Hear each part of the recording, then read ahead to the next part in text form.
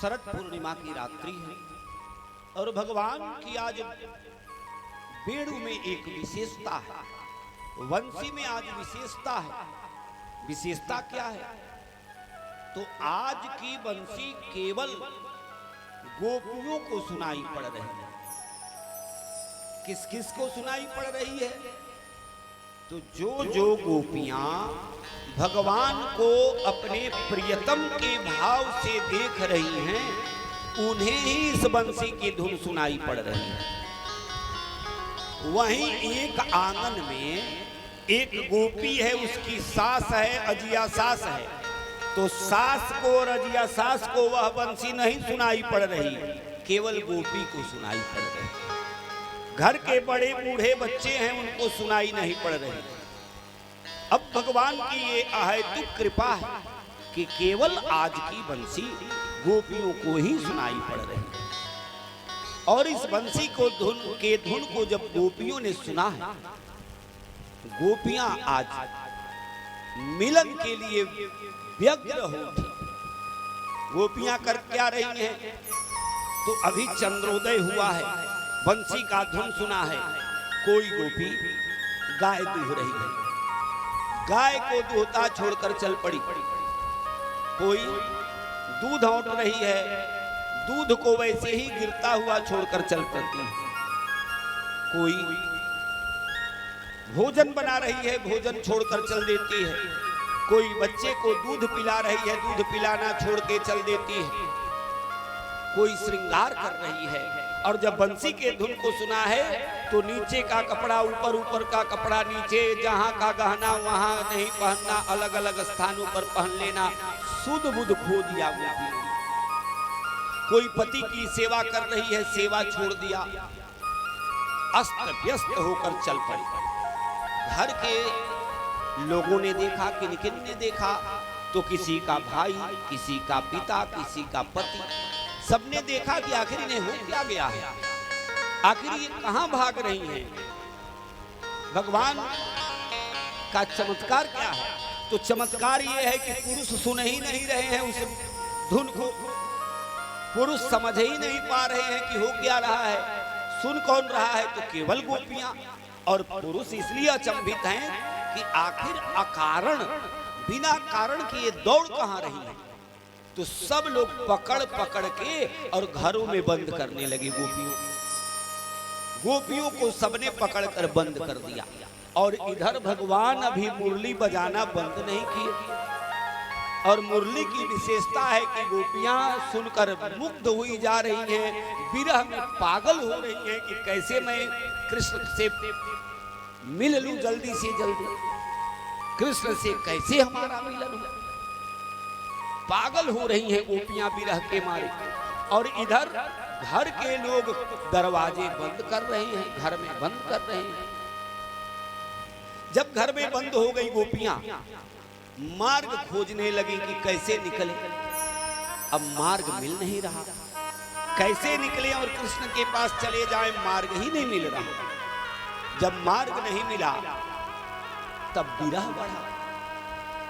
अब विरह बढ़ने लगा, मिलन की चाह बढ़ने लगी, जल्दी से जल्दी मिलन हो जाए, ऐसी उत्कंठा बढ़ने लगी, विरह बढ़ने लगा। और विरह में इतना तीव्र विरह हुआ। और भगवान से प्रेम कितना है, तो प्रेम की पराकाष्ठा है, इतना प्रेम। और विरह कितना है, तो विरह की भी कोई सीमा नहीं। जल्दी से जल्दी मिलन हो जाए, इस विरह में अग्नि प्रकट हो गई। अग्नि प्रकट हो गई घर में। अब क्या हुआ? तो सुखदेव जी महाराज कहते हैं कि गोपियों के मन में जब विरह की उत्कंठा बढ़ी, विरह जब अत्यंत सीमा पर पहुंच गई, तो हुआ क्या?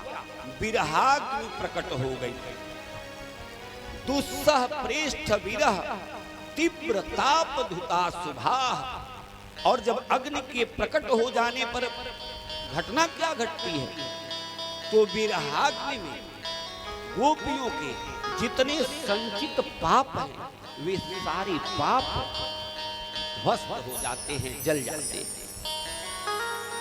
विरह में गोपियां बेचैन हैं, मिलन की आस में छटपटा रही हैं। अग्नि प्रकट हुआ और उसी विरहाग्नि में जितने अशुभ कर्म हैं, जितने संचित पाप हैं कई जन्मों के, सारे पाप जल गए। अब जब पाप जल गए, जब व्यक्ति निष्पाप होगा तो क्या होगा? पवित्र हो जाएगा। जब पवित्र होगा तब लाभ क्या मिलेगा? लाभ ये मिला गोपियों को कि गोपियां ध्यान की अवस्था में चली गई। जैसे ही निष्पाप हुई, गोपियां समाधि में चली गई। दुस्सह प्रेष्ठ विरह तीव्र तापधुता शुभा ध्यान प्राप्ता च्युता श्लेष। ध्यान लग गया। जब निष्पाप हुई तो भगवान का ध्यान लग गया घर में ही, और जैसे ही ध्यान लगा एक और बड़ी घटना घट गई। अब क्या घटना घटी? तो ध्यान प्राप्त्या च्युता श्लेष निर्वृत्त्या क्षीण मंगला। जितने शुभ कर्म हैं वे सारे उस आनंद के सागर में बह गए। अब तो परीक्षित कांप गए।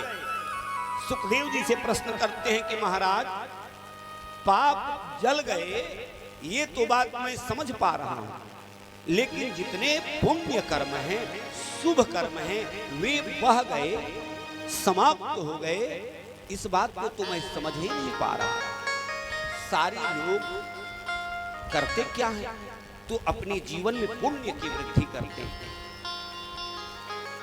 और आप कह रहे हैं कि गोपियों का पाप जलकर विरह की अग्नि में भस्म हो गया, और जैसे ही भगवान का ध्यान लगा, ध्यान लगते ही सारा पुण्य उस आनंद के सागर में बह गया। अब तो गोपियों के पास न पाप बचा न पुण्य। तो पुण्य की कामना तो सब करते हैं, और पुण्य ही जब बह गया तो फिर भगवान की भक्ति का लाभ क्या मिला? पुण्य की कामना तो सब करते हैं। तब सुखदेव जी महाराज निवेदन करते हैं कि परीक्षित ध्यान पूर्वक सुनो। पाप और पुण्य दोनों ही बंधन के कारण है। पाप तो बंधन का कारण है ही, और पुण्य भी बंधन का कारण है। कैसे? कहा कि जब व्यक्ति पापाचरण करेगा, पाप करेगा, तो नरक की यातनाओं को भोगेगा, नरक में जाएगा। नरक में जितना संचित पाप है उतनी मात्रा में नरक की यातनाओं को सहेगा, और नरक यातना को भोग कर शुद्ध हो जाएगा। शुद्ध होगा, फिर उसका जन्म होगा उसकी क्रिया के हिसाब से, उसके कर्म के हिसाब से मर्त्यलोक में उसका जन्म हो जाएगा। और पुण्य का फल क्या है? पुण्य बंधन कारण कैसे है? पुण्य को बंधन कारक आप बता रहे हैं तो सुनो। पुण्य का फल ये है कि जब व्यक्ति जीवन में पुण्य करता है तो उसे स्वर्ग की प्राप्ति हो जाती है। स्वर्ग की प्राप्ति होगी पुण्य के प्रभाव से। स्वर्ग में उतने दिनों तक रहेगा जितना उसका पुण्य है, और पुण्य के प्रभाव से स्वर्ग के सुख को भोगेगा। और स्वर्ग के सुख को भोगने के पश्चात जैसे ही उसका पुण्य समाप्त होगा तो क्षीणे पुण्य मर्त्यलोके विसंति, पुनः वह मर्त्यलोक में आ जाएगा, उसका जन्म हो जाएगा। और जब जन्म होगा तो फिर कर्म करेगा, उस हिसाब से फिर जन्म लेगा मरेगा, जन्म लेगा मरेगा। तो पुण्य से भी मोक्ष हो जाए ऐसा संभव नहीं है, भगवान प्राप्त हो जाए ऐसा संभव नहीं है। और जब व्यक्ति के पास न पाप बचेगा न पुण्य बचेगा, बिल्कुल निर्लेप हो जाएगा, बिल्कुल कर्म बंधन से मुक्त हो जाएगा। न पाप बचा न पुण्य बचा, कर्म बंधन से जैसे ही मुक्त हुआ भगवान से प्राप्त हो जाते हैं।